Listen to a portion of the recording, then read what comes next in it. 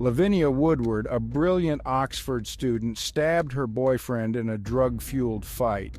Despite the serious crime, she avoided jail, sparking outrage. Was it privilege or justice? Today, we dive into the shocking case that shook the public and questioned the legal system. Before we dive in, if you're into true crime and want more cases like this, don't forget to like this video and subscribe to the channel. We've got a lot more coming your way. Lavinia Woodward was born into a life of privilege and opportunity, growing up in an affluent family that encouraged academic excellence. Her early years were marked by significant achievements. Lavinia excelled in school, quickly becoming known for her intellectual abilities and dedication to her studies. Her performance in the classroom set her apart, and her ambitions led her to pursue a career in medicine, a field she had aspired to since childhood. With a passion for science and a desire to make a difference in the world, Lavinia was driven by her goal to become a heart surgeon, one of the most demanding and prestigious specialties in the medical profession. After completing her early education, she was accepted into Oxford University, one of the world's most prestigious institutions, to study medicine. This was a remarkable achievement, further cementing her reputation as a bright and promising young student. At Oxford, she continued to impress her professors and peers, particularly in the field of cardiology, where she had begun focusing her studies. She was widely seen as a student with great potential, someone who could achieve remarkable things in the future. Her professors noted her intelligence and skill in her coursework, and she appeared to be on the path to a successful and impactful medical career. In September 2016, Lavinia Woodward and her then-boyfriend Thomas Fairclough were at her Oxford flat when a violent altercation took place that would change the course of both their lives. What started as a typical evening soon spiraled out of control due to a combination of substance abuse and escalating emotions. Lavinia had been struggling with drug and alcohol addiction for some time, and that night was no different. She had been drinking heavily and consuming drugs, which clouded her judgment and intensified her behavior. Thomas Fairclough, a Cambridge University student, was visiting Lavinia that evening. The exact details of what triggered the argument between them remain unclear, but it is known that the combination of Lavinia's intoxication and emotional volatility led to a heated and aggressive confrontation. As the argument intensified, Lavinia's behavior became more erratic and dangerous. At some point during the altercation, she grabbed a bread knife from the kitchen. In a moment of heightened anger and impaired by drugs and alcohol, Lavinia stabbed Fairclough in the leg with the knife. The wound, though not life-threatening, was serious enough to cause immediate pain and concern. In the chaos that followed, Lavinia continued to lash out, throwing various objects at Thomas, including a laptop and a glass. The violence escalated rapidly, and Fairclough was left injured and shocked by the turn of events. Fairclough, realizing the severity of the situation, attempted to defuse the situation and sought help. The exact details of his immediate reaction are not fully documented, but it's clear that he was injured and in need of assistance. Given the circumstances, Fairclough either contacted emergency services himself or sought help from others who were nearby. Emergency services were eventually called to the scene.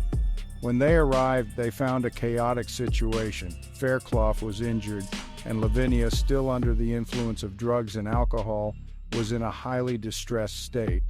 The authorities quickly assessed the situation, provided medical attention to Fairclough, and began investigating what had occurred. Given the severity of the injury and the violent nature of the assault, the police were immediately involved. Lavinia was arrested that night on charges of unlawful wounding. The police, aware of her intoxicated state, took her into custody for questioning and further investigation. Fairclough, meanwhile, was treated for his injuries. The wound to his leg, while not life-threatening, required medical attention. The aftermath of the incident left both parties shaken, and the details of the attack would soon become the subject of public and legal scrutiny. Court hearings for Lavinia's case began shortly after the incident, and they would stretch into 2017. From the outset, her defense team built a strategy around her struggles with addiction and mental health issues. Lavinia's lawyer argued that her actions on the night of the incident were not the result of malice or intent to cause serious harm, but rather the consequences of her impaired judgment due to long-standing substance abuse problems. They highlighted that Lavinia had been battling drug and alcohol addiction for a significant period, which had led to erratic behavior and poor decision-making. Her mental health was also brought into question, with her defense team suggesting that her psychological state at the time of the incident further exacerbated the situation. The defense's primary focus was on showing that Lavinia's actions were out of character for someone with her background and potential. They emphasized her academic achievements, her promising future in medicine, and her genuine efforts to seek help for her addiction problems following the incident. Lavinia had reportedly entered rehabilitation shortly after the attack, showing that she was taking proactive steps toward recovery. This was a key component of her defense, as it aimed to demonstrate that she was not only remorseful but also committed to addressing the root causes of her behavior. As the court proceedings progressed, the prosecution laid out the facts of the case, highlighting the violent nature of the assault. The prosecution's argument centered on the seriousness of the crime, particularly the use of a knife to injure Faircloth. They noted that regardless of Lavinia's personal struggles, the violence of the attack and the resulting injuries required accountability. However, the court's attention would soon shift to the larger question of how Lavinia should be punished, given the circumstances surrounding her actions. In September 2017, Lavinia Woodward was sentenced. The judge's decision was to hand her a 10-month suspended sentence, meaning she would avoid prison time unless she committed another offense within a specified period. This decision was based on several factors that the judge considered carefully before reaching a conclusion. While the seriousness of the crime was acknowledged, the judge took into account Lavinia's academic potential, her mental health issues, and her steps toward rehabilitation. The judge made specific reference to Lavinia's academic career, noting that her aspirations to become a heart surgeon were a significant factor in the sentencing. He argued that a custodial sentence would likely prevent her from ever practicing medicine, effectively ending her career before it had even begun. The judge also noted that Lavinia had shown genuine remorse and had made efforts to overcome her addiction problems through rehabilitation. He expressed the belief that sending her to prison might do more harm than good, particularly given her vulnerable mental state and her ongoing recovery from addiction. The legal reasoning behind the suspended sentence was rooted in the idea that Lavinia's potential for future contributions to society, particularly in the field of medicine, outweighed the need for a harsher punishment. The judge believed that Lavinia had the capacity to turn her life around and that her actions on the night of the incident, while serious, were not representative of her true character. This line of reasoning, however, would soon become the center of a public debate. The judge's decision to give Lavinia a suspended sentence sparked widespread debate and public outrage. Many questioned whether her privileged background had played a role in the leniency of her sentence. The fact that Lavinia came from a wealthy family and was studying at one of the most prestigious universities in the world led to accusations that the legal system had treated her differently because of her social status. Critics argued that someone from a less privileged background might have faced a harsher sentence for the same crime. Legal professionals and commentators were divided on the issue. Some defended the judge's decision, arguing that it was not uncommon for courts to take into account personal circumstances, such as mental health and steps toward rehabilitation when determining sentences. They pointed out that Lavinia had taken responsibility for her actions and had actively sought help for her addiction, which should be seen as mitigating factors in the case. Others, however, felt that the decision set a dangerous precedent, suggesting that wealth and privilege could lead to more favorable outcomes in the justice system. The public reaction was overwhelmingly negative, with many feeling that Lavinia had effectively escaped accountability for her actions. The media focused heavily on her background, with headlines frequently referencing her status as an Oxford student and her potential medical career. This framing further fueled the perception that Lavinia's privileged upbringing had played a decisive role in her avoiding a custodial sentence.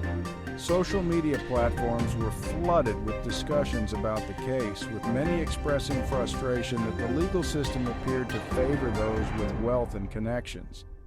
Much of the media coverage highlighted the fact that Lavinia was studying at Oxford University, a prestigious institution with a long history of producing high-achieving graduates. Her connection to Oxford, combined with her pursuit of a career in medicine, became central to how she was represented in the press. These details were mentioned frequently in news articles and broadcasts, contributing to the perception that her academic potential had played a significant role in the legal outcome. Many reports speculated that her background and educational prospects had been a major factor in the judge's decision to give her a suspended sentence rather than a custodial one. This media framing quickly fed into the broader public outrage that followed the sentencing. Many people felt that Lavinia had been treated more leniently than others might have been under similar circumstances, largely due to her privileged background. The public outcry was particularly focused on the idea that Lavinia's wealth, status, and education had influenced the legal system's decision, allowing her to avoid the harsher consequences that might typically come with a conviction for unlawful wounding. Social media platforms in particular were filled with comments expressing frustration and anger at what was perceived as a two-tiered justice system, one that treated those from wealthy backgrounds differently than those from less privileged ones. The fact that Lavinia came from an affluent family and attended Oxford University led many to believe that her social standing had played an unfair role in the outcome of her case. Comparisons were drawn to other cases in which individuals from lower socioeconomic backgrounds had received much harsher sentences for similar offenses. This perceived disparity in treatment sparked a debate about privilege in the justice system, with many questioning whether Lavinia would have received the same sentence had she not been an Oxford student or had she come from a less privileged background. In discussions about the case, several comparative cases were brought up in the media and public discourse. For example, there have been instances where individuals from lower-income backgrounds were sentenced to prison for crimes that, while serious, were of a similar nature to Lavinia's offense.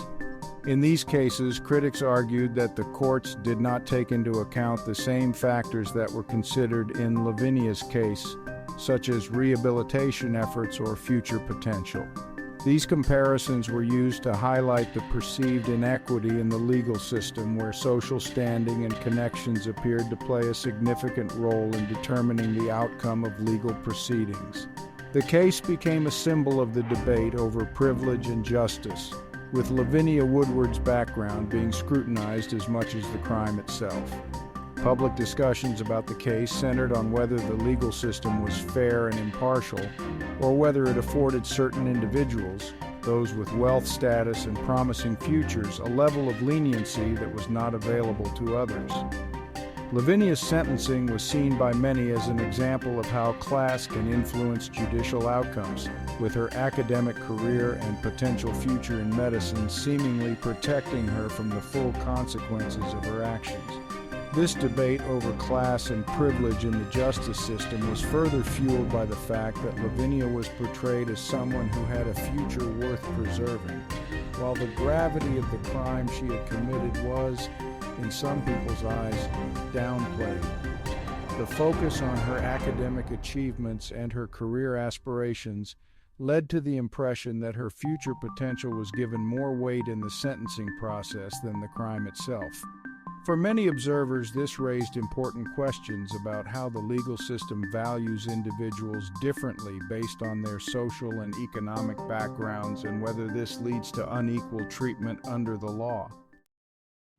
After her sentencing in 2017, Lavinia Woodward began the long process of rehabilitation and recovery.